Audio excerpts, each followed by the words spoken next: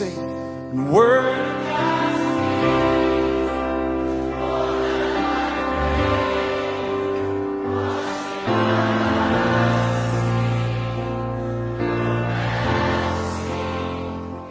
ముందుగా తండ్రి అయిన దేవునికి నా హృదయపూర్వక కృతజ్ఞతాస్తుతులు స్తోత్రాలు చెల్లించుకుంటున్నాను.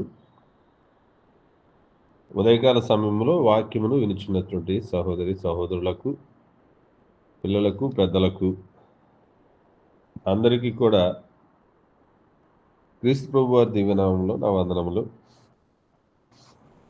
ఈరోజు ఒక చక్కని మంచి విషయాన్ని, దేవుని గురించినటువంటి గొప్ప జ్ఞానాన్ని నేర్చుకున్నటకు ఉదయకాలంలో దేవుడిచ్చినటువంటి అవకాశాన్ని సద్వినియోగం చేసుకున్నటకు మనమంతా సిద్ధపడి ఉన్నాము. కనుక ఈరోజు చెప్పబడుతున్నటువంటి అంశము హెబ్రీయులకు రాసిన పత్రిక చూడండి. హెబ్రీయులకు రాసిన పత్రికలోని 13వ అధ్యాయము 20-21 వచనాలను మనం చదువుకొని ముందుకు వెళ్దాం. గొర్రెల గొప్ప కాపరి అయిన యేసు అను మన ప్రభువును నిత్య నిబంధన సంబంధమగు రక్తమును బట్టి మృతుల్లో నుండి లేపిన సమాధానకర్తయగు దేవుడు యేసుక్రీస్తు ద్వారా తన దృష్టికి అనుకూలమైన దానిని మనలో జరిగించుచు ప్రతి మంచి విషయంలోనూ తన చిత్త ప్రకారం చేయుటకు మిమ్మును సిద్ధపరచునుగాక. యేసుక్రీస్తుకు యుగ యుగములకు మహిమ కలుగునుగాక. ఆమేన్. చదవబడిన లేఖన భాగంలో చూసినట్లయితే దేవుడు మంచివాడు కాబట్టి మనలను ఈ విధంగా సిద్ధపరుస్తున్నాడు. ఏ విధంగా అని చూసినట్లయితే దేవుడు మిమ్మల్ని సిద్ధపరచునుగాక. దేనికి దేవుడు సిద్ధపరచాలనుకుంటున్నాడంటే ప్రతి మంచి విషయంలో తన చిత్త ప్రకారం చేయుటకు మనలను ఆయన సిద్ధపరచాలనుకుంటున్నాడు. తన చిత్త ప్రకారం జరిగించేది ప్రతిది కూడా మంచి విషయమే. ఏంటయ్యా మంచి విషయం అంటే తన చిత్తం ఏంటంటే మనం పరిశుద్ధులగుటే ఆయన చిత్తం. మరి పరిశుద్ధులగుట ఎలా? ఎవరైతే యేసుక్రీస్తు రక్తంలో కడుగుబడి పరిశుద్ధులుగా మార్చబడతారో, పాప సంబంధమైనటువంటి జీవితాన్ని విడిచిపెట్టి క్రీస్తు రక్తంలో శుద్ధి చేయబడతారో, నూతన సృష్టిగా మార్చబడతారో, వారు ఆ విధంగా నూతన సృష్టిగా మార్చబడటం, పరిశుద్ధంగా నీళ్ళ ద్వారాను ఆత్మ ద్వారాను జన్మించడం దేవుని చిత్తం. కాబట్టి ఆ విధంగా జరిగేటువంటి ప్రతి మంచి విషయంలో తన చిత్త ప్రకారం చేయటకు మనలను దేవుడు సిద్ధపరుస్తున్నాడు. తన చిత్త ప్రకారం అనగా తన దృష్టికి అనుకూలమైన దాన్ని జరిగించుటకు,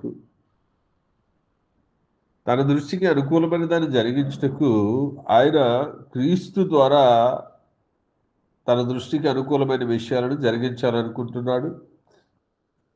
క్రీస్తు ద్వారా తన చిత్తాన్ని నెరవేర్చాలనుకున్నాడు. మరి ఆయన ఈ భూమి మీదకి పంపించడం జరిగింది. యేసుక్రీస్తు ప్రభు వారు కూడా ఆయన పంపినటువంటి పనిని సంపూర్ణంగా నెరవేర్చి ఆయన్ను భూమి మీద మహింపరచడం జరిగింది. మరి క్రీస్తునే ఎందుకు ఆ విధంగా తన చిత్తమును తన సంకల్పము మరి ఈ భూమి మీద జరిగించుటకు ఎంచుకున్నాడంటే, ఆయన ద్వారానే ఎందుకు జరిగించాలనుకుంటున్నాడంటే ప్రతి మంచి కార్యమును కూడా మనం ఆయన ద్వారానే ఎందుకు చేయాలి అనుకుంటున్నాడంటే, చూసినట్లయితే నిత్య నిబంధన సంబంధమైన రక్తమును బట్టి, ఆయన చిందించినటువంటి రక్తము నిత్య నిబంధనకు గుర్తు. అందుకే అంటున్నాడు, ఇది నా రక్తము. మత్తయి సువార్తలో చూసినట్లయితే 26వ అధ్యాయము 26వ వచనాన్ని మనం గమనిస్తాం. మత్తయి సువార్త 26వ అధ్యాయం 26వ వచనాన్ని చదివినట్లయితే 27వ వచనాన్ని చదువుదాం. మరి ఆయన గిన్నె పట్టుకొని కృతజ్ఞతాస్తుతులు చెల్లించి వారికి ఇచ్చి, దీనిలోనిది మీరందరూ త్రాగుడి, ఇది నా రక్తము అనగా పాప క్షమాపణ నిమిత్తం అనేకుల కొరకు చిందించబడుతున్న నిబంధన రక్తం అని చెప్పడం జరుగుతుంది. కాబట్టి అది నిత్య నిబంధన సంబంధం రక్తము. దానిని బట్టి యేసుక్రీస్తు వారి ద్వారా ప్రతి సత్కార్యము, ప్రతి మంచి విషయము దేవుని చిత్త ప్రకారం చేయుటకు, తన దృష్టికి అనుకూలమైన దాన్ని చేయుటకు క్రీస్తును ప్రభువుగాను, గొప్ప గొర్రెల కాపరిగాను దేవుడు నియమించున్నాడు. కనుక ప్రియులారా, యేసుక్రీస్తు ద్వారా మనము చేసేటువంటి ప్రతి మంచి కార్యము కూడా, ప్రతి మంచి విషయం కూడా అది దేవుని చిత్త ప్రకారమైనది.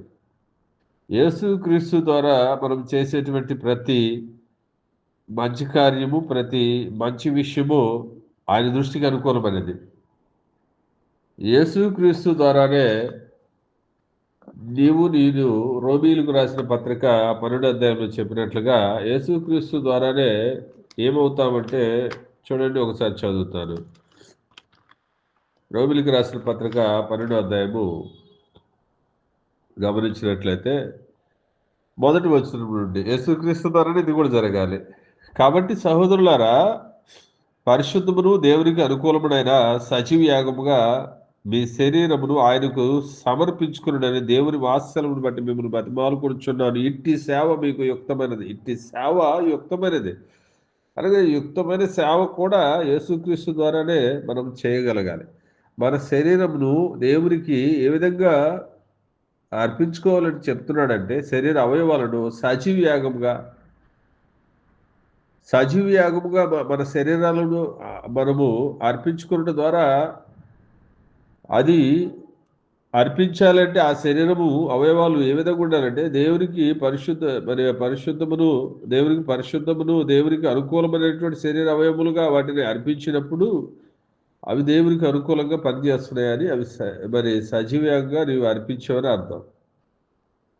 ఒక మాటలో చెప్పాలంటే, జీవించుచున్నది నేను కాదు, ఈ శరీరంలో జీవించుచున్నది నేను కాదు, నా కొరకై మరణించి తన రక్తమును కార్చినటువంటి యేసుక్రీస్తు ప్రభువారే, నా పాపములు కడిగి వేసినటువంటి యేసుక్రీస్తు ప్రభువారే, నన్ను మరణం నుంచి రప్పించినటువంటి యేసుక్రీస్తు ప్రభువారే ఈరోజు నా శరీరంలో ఆయన, నా ఆంతర్యంలో ఆయన అంతరంగ పురుషుడిగా నివసిస్తున్నాడు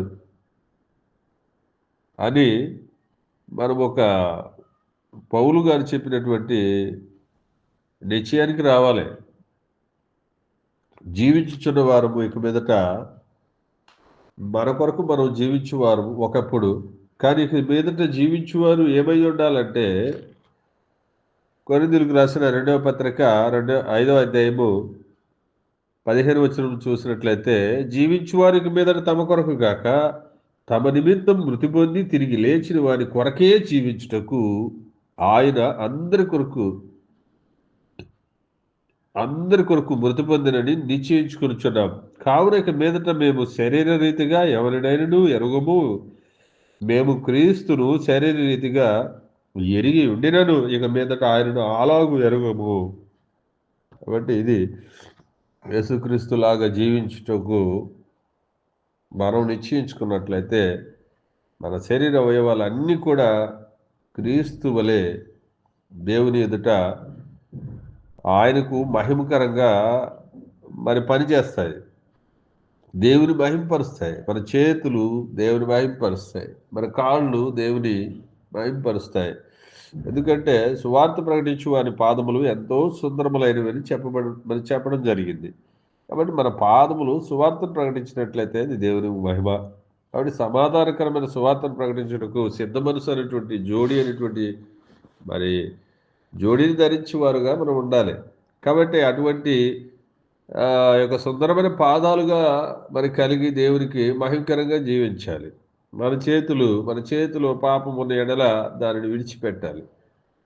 మన మనసును తిన్నగా నిలపాలి. మన గుడారములో దుర్మార్గతను కొట్టివేయాలి. ఇటువంటి విషయాలను మనం ఆనందించేవారమై ఉన్నట్లయితే మనం ఎల్లప్పుడూ ప్రభునందు ఆనందించగలము.